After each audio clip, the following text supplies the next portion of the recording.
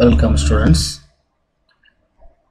So in this session we are going to study the cardiac output measurement. So heart output measurement. What is output of the heart? Before seeing that, the heart is act as a pump. Normally just like a water pump.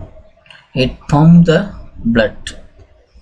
So the output of the heart is how much amount of blood pumped per minute.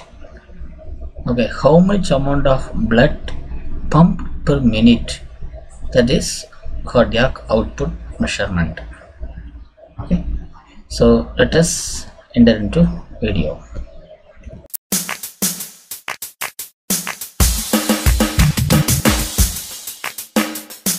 U.com.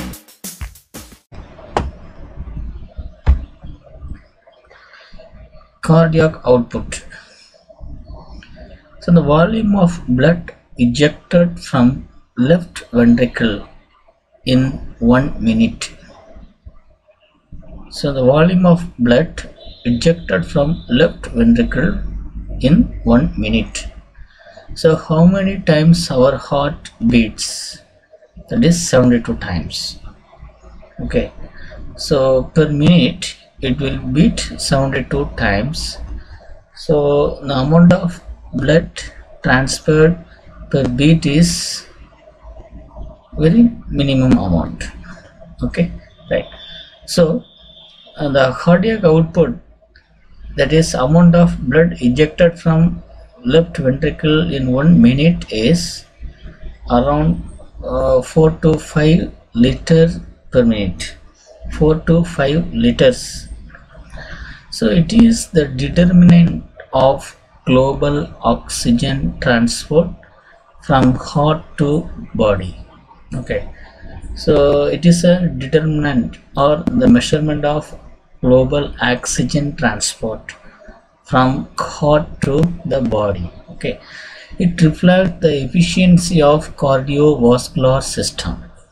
So the cardiac output measurement reflects the efficiency of cardiovascular system. So the blood pressure is low, means there is a low amount of blood is pumped by the heart. So the performance of the heart is poor. Okay, right. Similarly, the oxygen level is very low, means that the heart performance is poor. Okay, so there is no absolute value for cardiac output measurement. Okay, there is no fixed value, no absolute value for cardiac output. Okay, right. What are the methods we are going to see to measure cardiac output? First one, the fixed method, indicator dilution method, impedance change method. These three methods that is used to measure the cardiac output. First we are going to see the impedance, a fixed method. What is fixed? So Adolf Fick, there is a scientist, just like a scientist, in 1929 to 1901. Okay, so Adolf Fick, 1929 to 1901. So born in September 1929 in Germany. Okay, so earned MD. Okay, in 1851. In 1855 he introduced a law of diffusion called Fick law of diffusion. Fick law of diffusion. In 1970 was the first one who developed a technique for measuring cardiac output. So Adolf Fick is the first person who developed the technique to measure the cardiac output, right? So that method is called Fick method. The cardiac cycle. What are the cycles? Actually 7 cycles are present. First one is arterial contraction. Then second one is valve contraction. Then rapid ejection. Then reduced ejection, valve relaxation, rapid filling, reduced filling. Okay, so these are the 7 different cycles that is in heart. Okay, right. First one we are going to say fixed method. See the diagram, the fixed method. So here we are using the heart catheter. Okay, that is my very low diameter tube that is inserted into artery.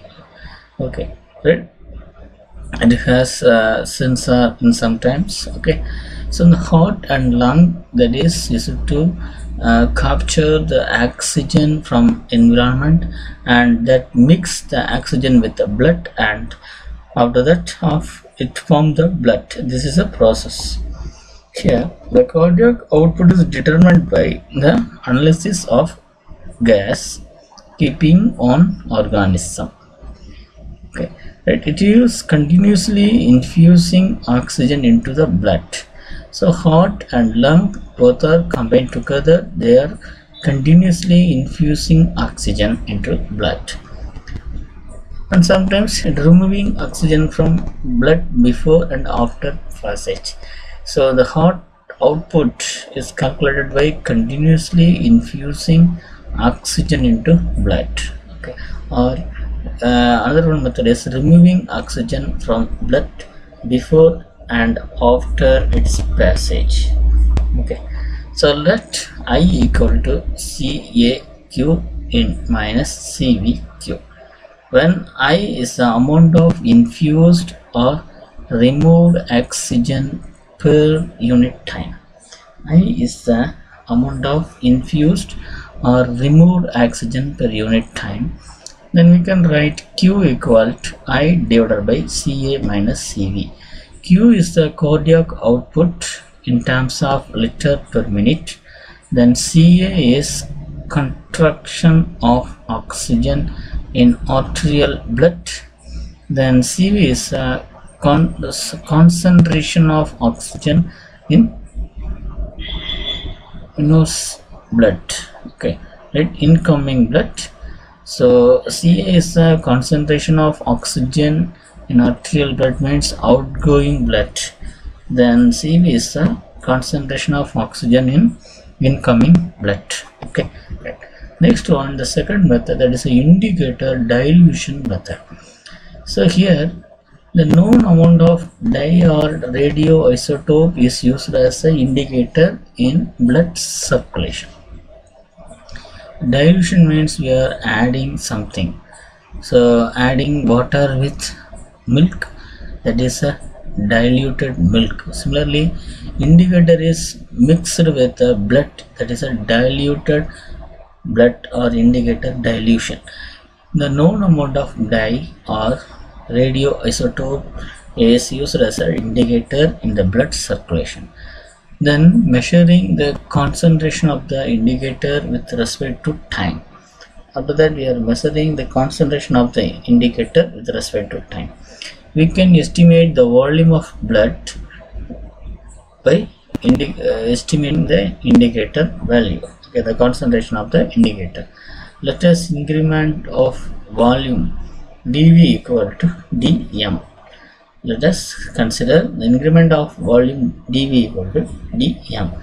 Therefore, concentration of the indicator C equal to dm divided by dV. Okay, dm divided by dV. Then differentiate both the side with respect to t. Okay, before that dm equal to C into dV. Okay, dm equal to C into dV. Then differentiate both the sides with respect to dt. Then dm by dt equal to C into dV by dt. dV by dt means volume per minute, volume per time, that is Q, that is the cardiac output. Substitute dV by dt equal to Q in the above equation. Then dm by dt equal to Q C dt. So integrating over time. So integrating the equation over time means dm by dt equal to m, that is equal to 0 to t qc dt. Here q is a constant. Okay, so the flow as a constant, that is the cardiac output is a constant Q, then we can say that Q equal to m divided by integration of 0 to T into C dt. Q is the cardiac output. The concentration of the indicator C is the function of time. By drawing the curve between concentration and time, and the area of curve gives the direct value of cardiac output, that is integration of C dt. Q equal to area of the curve, okay, m divided by area of the curve. So this is an indicator dilution method. The next method is thermal dilution method. So in thermal dilution method, 10 milliliters of 5% dextrose in water at room temperature is injected as a thermal indicator. So 10 millimeter of 5% dextrose in water at room temperature is injected as a thermal indicator into right auricle or artery. After mixing, it is detected in the pulmonary artery by thermistor placed at the tip of the miniature catheter probe. Okay, so initially we are mixing, that is dextrose in water at room temperature, that is injected into as a thermal indicator into right atrium. After mixing, it is detected in the pulmonary artery by thermistor placed at the tip of the miniature catheter probe. Okay, right. Then this is a block diagram. The block diagram indicates two temperatures measured at the time. So thermistor is used to measure the temperature. So one temperature is thermistor by using a thermistor for blood temperature, and another one for thermistor for temperature of internal indicator, thermal indicator. So both output is given to amplifier, that is a low noise amplifier, and is amplify the thermistor output. So the output of the amplifier is given to microcontroller. Microcontroller processes the output according to the program loaded into its memory. Then it produces the output, that is displayed in a display unit. Okay, so the microcontroller input is a preset adjustment control. So this, by using a keyboard or any other device, you can adjust the preset. Then the microcontroller is also connected with the integrator circuit. The integrator circuit is controlled by the timer or control unit. So that is dm dt by c dv by dt. So this is a block diagram of thermal dilution method. Then the temperature difference between injected temperature and the circulating blood temperature in the pulmonary artery is measured. The reduction temperature is integrated with respect to time. Actually, we are considered two temperature. One is a blood temperature, one is a temperature of indicator. Then this both things are measured. The reduction temperature is integrated with respect to time. After applying correction, the cardiac output is displayed in a liters per minute.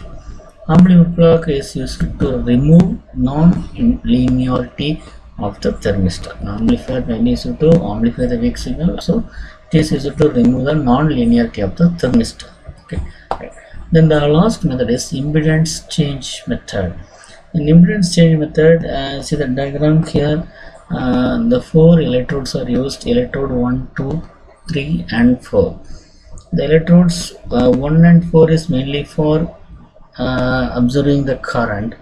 Electrodes 2 and 3 is mainly used to observe the potential. Okay, so the both electrodes are connected to amplifier and demodulator. Then the amplifier output is connected with differentiator block. The differentiator differentiates the amplifier output, and it is given to output unit that will display the output of cardiac output in minute volume per minute. Okay. So four electrodes are placed in the surroundings of throats. Electrodes pair 1 and 4 is for current and 2 and 3 is for voltage. The resistance of the